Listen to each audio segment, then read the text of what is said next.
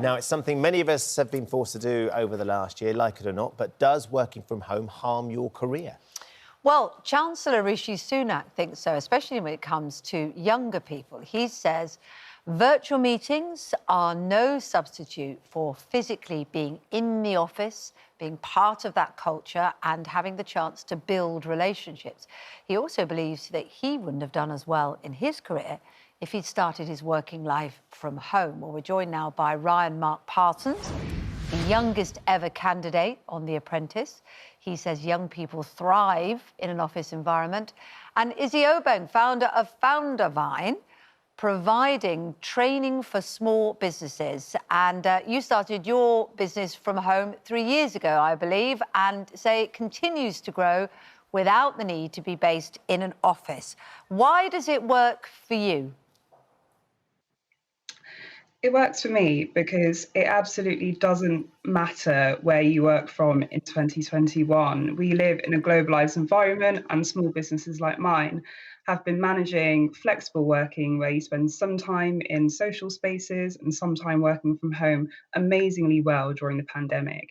It hasn't worked for everyone. I completely acknowledge that there are some challenges in terms of working from home if you have busy environments and being distracted.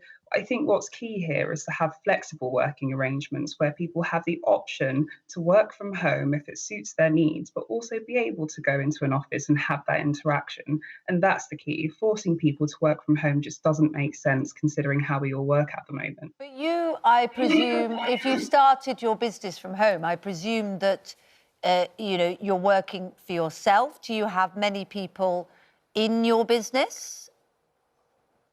I have a team of 16. When we started, it was just me, and then it was 5 of us, and it's suddenly 16 of us. And we've only just moved into an office during the pandemic because we recognise the importance of having a social space where we can come together and chat and collaborate. But we actually let people work how they want, not just in terms of where, but in terms of when they work as well, as long as the work gets done.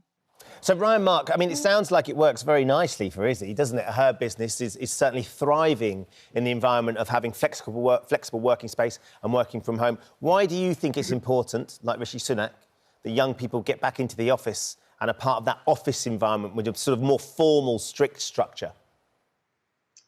Well, here's the deal, Ben. I can completely see the benefits Izzy was talking about in terms of flexible working.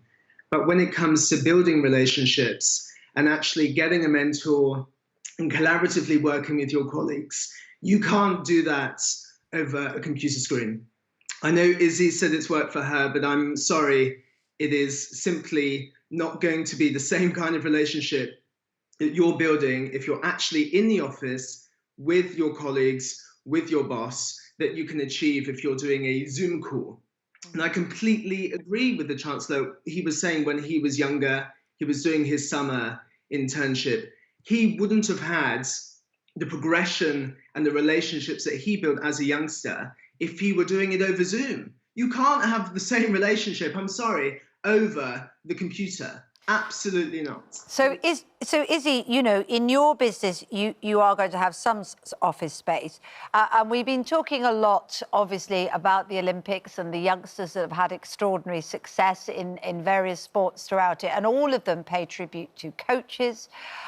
This morning, Keely Hodgkinson paid tribute to Dame Kelly Holmes as being a mentor and somebody that she could work with.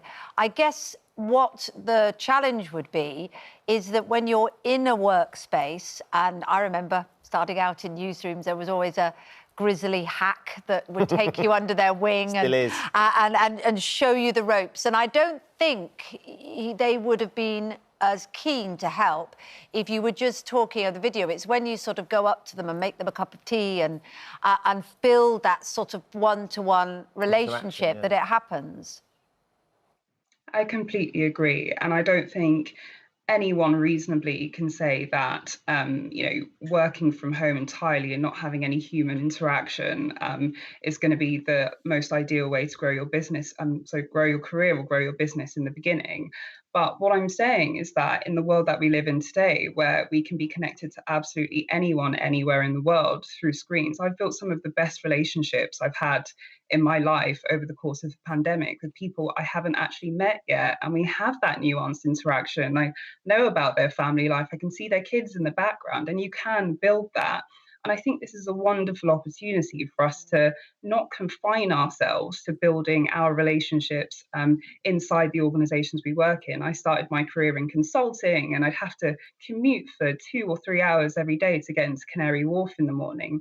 Now I can meet colleagues every single day as soon as I wake up and have interactions with tons more people than I used to. So I think that we can have quality interactions, we can meet people, but it can't completely replace going to the office. Okay. We should be able to have that flexibility. Mark, can I just put this to you? As Izzy was saying there, it's, you know, taking out that commute has had a huge impact on the amount of work she's been able to add to her day as well, taking out a 2-hour commute. And it's cost huge. for youngsters. So many youngsters, a big chunk So of their Emma salary has goes got on in the touch cost with of us, commute. and she says, I've been forced back to the office. I was so much happier and more productive working from home. Bosses need to understand that some people thrive at home, some in the office. It's time for firms to let us do what is right for us. And one of the issues is if you suddenly start forcing young people back into the office, because they're the rules, you're going to make it harder for people like Emma, who certainly seems to be thriving in an environment that's more flexible when she is at home. Well, listen, certainly everyone I've spoken to, all of my friends, they are itching, including myself, to get back to the office because it's that sense of pride. You know, when you're getting up in the morning, you're putting on your suit, certainly for people who have just graduated from school, if they're starting an apprenticeship, if they've recently graduated from university. It's about taking pride in your appearance. And you know what? I think it's lazy. I think what Izzy is suggesting is unmistakably lazy and promoting a really apathetic attitude when it comes to working, where you're complaining about the commute, you're complaining about getting dressed. Listen, it is laziness disguised as saying, oh, well, I think I thrive at home. Absolutely not. You need to get up, you need to get dressed and go to work and that you're going to succeed in your career, not sitting in your pajamas, smelling like... Let's let Izzy respond then, Ryan, Mark. Izzy? Yeah. Right, I completely, I completely disagree. I think it's insulting to the thousands, tens of thousands of young people in particular who have worked really hard to build their careers over the course of the pandemic and have been engaging in virtual internships, including with organizations like mine, who have been using the opportunity that being able to access anyone in lots of different countries to build international experience working with organizations, to build relationships using tools like LinkedIn and all these new platforms we have to advance our career. And to just suggest that someone is being lazy because they don't want to trek 2.5 hours into the centre of the city in order to sit in an office all day is absolutely ludicrous. And the number of people that go into offices and don't do work. I mean, presenteeism is a big issue. People go into offices and it looks like they're doing work, but they're not actually productive. Why don't we judge people by the quality of their work and the outputs that they achieve rather than whether they're physically present in an office? It just feels so old school.